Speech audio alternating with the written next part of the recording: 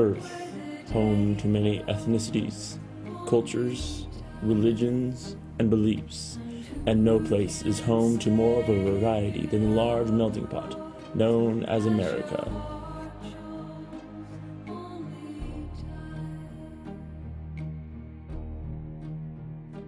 So refugees are people that have been forced out of their country of origin. It could be because of persecution due to their religion, their ethnicity, because of their political affiliations, because there's war going on. For any of those different reasons, they are being persecuted and are actually forced out of their country. There's hundreds and hundreds of refugee centers. So states have to opt into the refugee programs. It's optional, they don't have to. But again, in most states there are refugee resettlement agencies. In Idaho there are actually 4. There's 3 in the Boise area, and we're the Lone Ranger out here in Twin Falls. But again, there are about 10 major national agencies, and then they have affiliates or VOLAGs, voluntary agencies, that work under them. So we're under USCRI, which stands for United States Committee for Refugees and Immigrants, which is the national affiliate. And then again, we're a VOLAG under them. And there are USCRI VOLAGs in many of the states around the United States. If they're assigned to Twin Falls, then we pick them up at the airport and we take them to an apartment that's already been set up for them, and it's set up very sparsely. So we are on a very limited budget and we give them the absolute basics. So they do get a table and chairs, but it's not the wooden type, it's the cheap plastic type you'd associate with a picnic. They have 1 plate, 1 fork, 1 knife, 1 spoon per person. They get 1 lamp per apartment, beds for each of the members. So again, it's very sparse, and we rely a lot on donations to help supplement that and help to make their apartment more like a home. We provide ESL classes.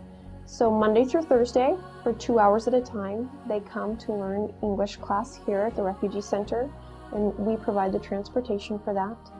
They spend part of their time on the computers, gaining some computer skills, working on Oxford Picture Dictionary, Rosetta Stone programs such as that.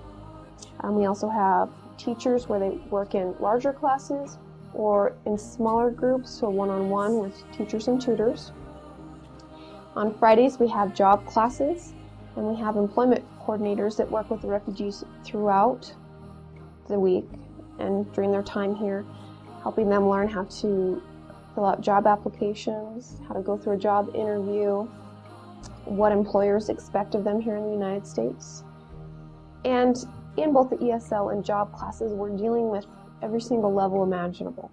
So we have people coming that speak English excellently. They were interpreters in their country back home. And so they come here, and it's less about teaching them how to speak English as it is helping them with some of the cultural issues that they'll be facing, such as buying car insurance, paying their taxes, things like that. With others, they're coming here pre-literate, meaning they were not even literate in their native language, so it's working on the absolute basics. Hello, my name is, my address is. So we have every level imaginable. We work with the Refugee Center. The CSI Refugee Center is affiliated with CSI, but they're a totally separate entity, and they have classes the same times we do. They have run into some funding problems, so they're only teaching, I think, two-hour classes a day. And we haven't been able to do a really wonderful job coordinating our programs. But what happens with refugees is that after a certain period of time, when they get a job, they're no longer eligible for some refugee services. They can't get transportation to classes there.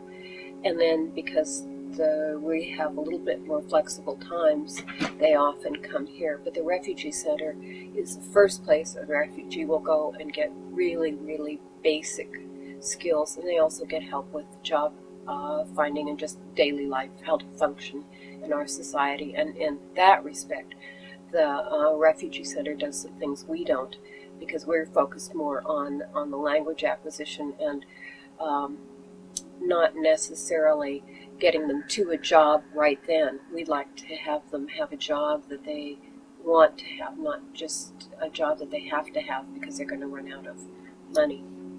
Sometimes people don't have a choice, but we want to be able to give them more options. I will say that we have very skilled teachers. Everyone is a well-qualified professional, and absolutely everyone loves teaching. We love our students, and the refugees are always special to us. We also coordinate with agencies like the Twin Falls School District. So prior to about 3 years ago, when students came from around the world, whether or not they spoke English, they were thrown into the classrooms. And obviously they did not do very well. So we were able to coordinate with the school district and set up 2 newcomer centers. So basically what happens with those newcomer centers is that when students are new to the country, they go there and they're enrolled. We involve both the parents and the children. So we want the parents to know that we want them involved here, where in many countries it's the teacher's realm.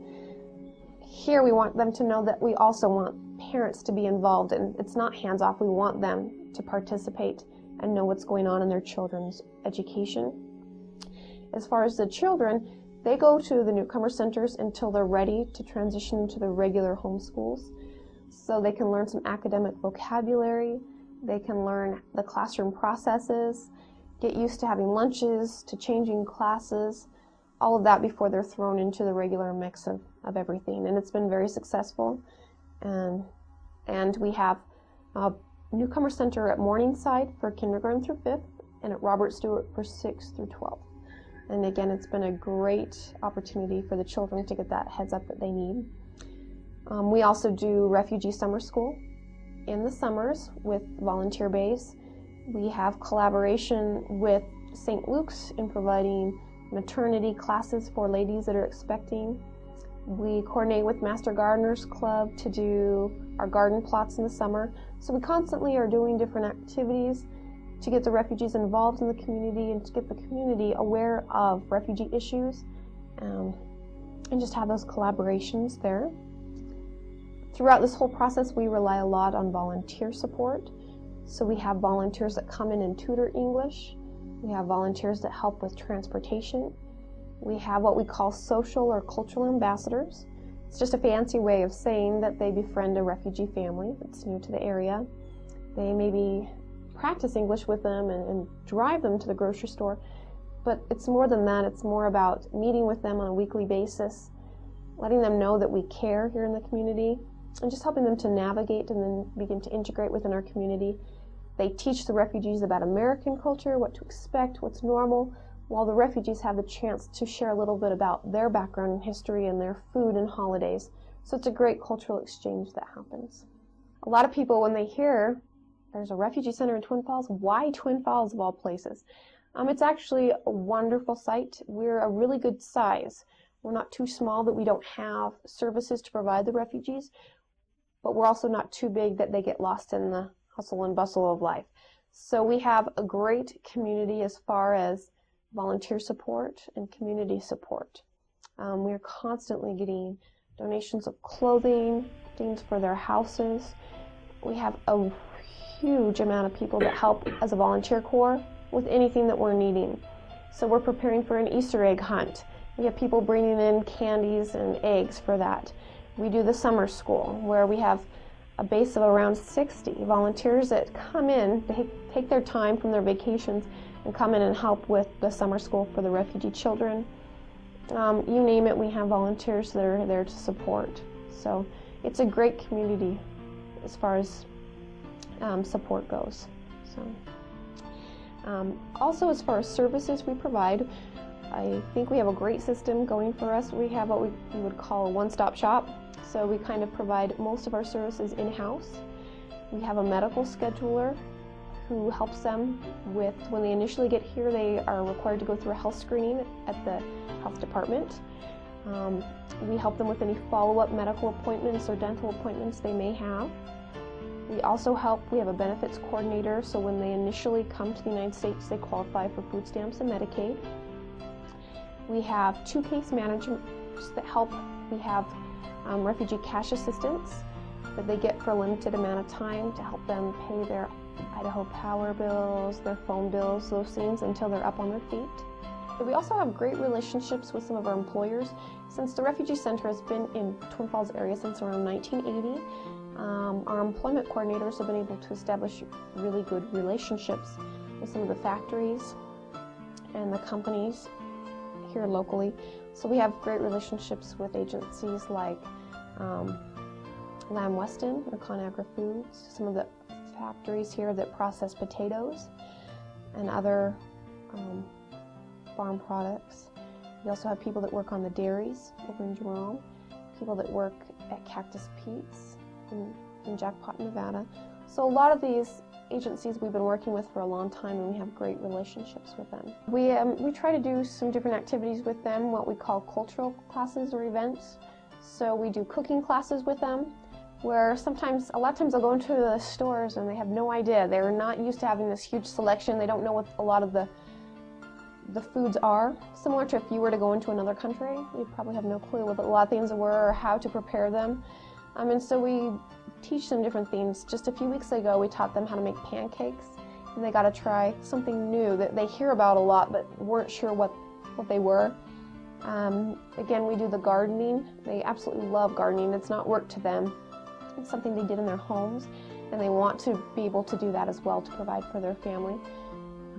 We take them to the park in the summer, show them Twin Falls so they can see some of those things. We have volunteers that do a lot of fun activities with the refugees, maybe take them to the movies, teach them how to go fishing, different activities like that go on all the time.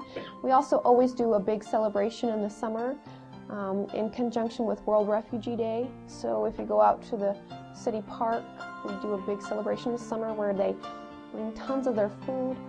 We set up on this stage and they do dancing and music, and it's just a big celebration of their cultures as well.